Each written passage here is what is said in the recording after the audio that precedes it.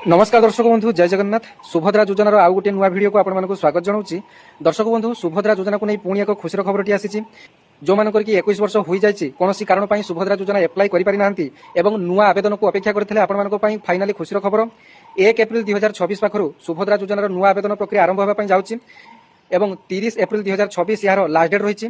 तेज ओडिशार जो माँ और भौणी मान बयस 30 एप्रिल 2026 सुधा 21 वर्ष हेउथबो एवं 60 वर्ष अधिक हेउनथबो आपण माने आवेदन करिनेबे। किंतु या पूर्व आपण माने निजर आधार कार्ड सहित मोबाइल नंबर लिंक करनेबे एवं आधार सहित निजर बैंक पासबुक बा डीबीटी आपण माने लिंक करदेबे। जदि आपण माने डीबीटी कोन जानि पारु नाहंती आपण माने पोस्ट ऑफिस को जाई गुटे 200 टंकार India post payment bank account खोली नेबे, जोटा कि आईपीपी अकाउंट कहते गोटे डीबीटी अकाउंट आपने खोली नेबे टंका उठाया कि डीबीटी प्रोब्लेम कौन रही।